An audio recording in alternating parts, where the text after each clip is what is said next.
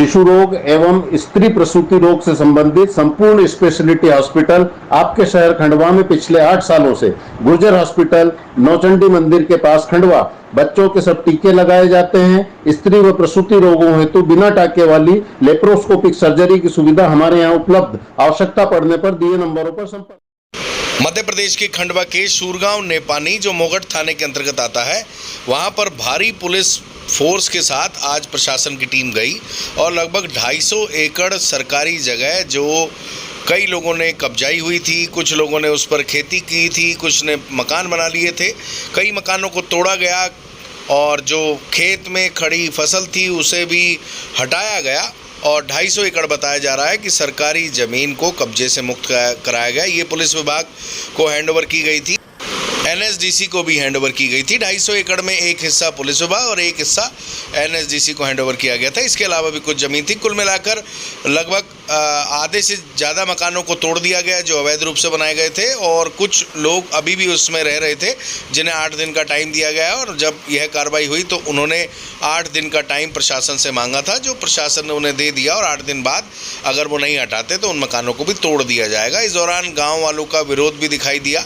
कुल मिलाकर ये बड़ी कार्रवाई है। कल भी 1 करोड़ रुपए के लगभग ज़मीन आपको बता दें हरसूद रोड पर प्रशासन ने मुक्त कराई थी और आज सूरगांव नेपानी में। लेकिन एक और बात है, शहर के अंदर भी ऐसी बहुत सी सरकारी ज़मीन है जिसे लोगों ने लीज पर लिया था किसी बिजनेस के पॉइंट ऑफ व्यू से और उसके बाद उसे बेच दिया, कॉलोनियाँ बना दी। ऐसे लोगों पर कब कार्रवाई होगी, ऐसी ज़मीनें कब मुक्त होंगी, ये भी एक सवाल बना हुआ है। इस पर प्रशासन ने अभी तक कोई ध्यान नहीं दिया। हालांकि जो कार्रवाई हो रही है बहुत अच्छी है। सरकारी ज़मीन अगर कब्जाई हुई है, सरकार की जो ज़मीन है उस पर अवैध कब्जा है तो वह हटाई जानी चाहिए।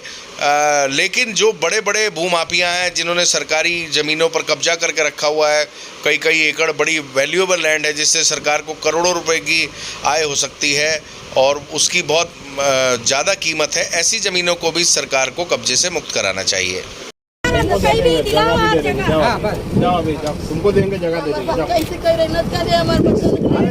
जगह दिला देंगे, जाओ बोल दिया ना, जाओ।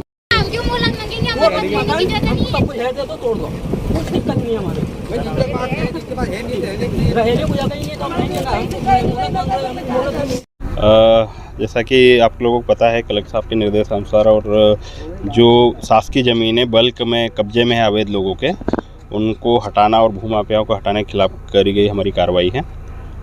तो इसी तारतम्य में हम लोगों ने जो है सूरगांव नेपानी में लगभग 250 एकड़ ज़मीन हम लोगों ने पूर्व में ही आइडेंटिफाई कर ली थी, जिनमें खेतों पे लोगों के कब्जे थे काफ़ी ज़मीनों पर और जो गवर्नमेंट का अन्य विभाग है उनको आवंटित ज़मीनों पर कब्जे थे, उनको हटाने की कार्रवाई की गई।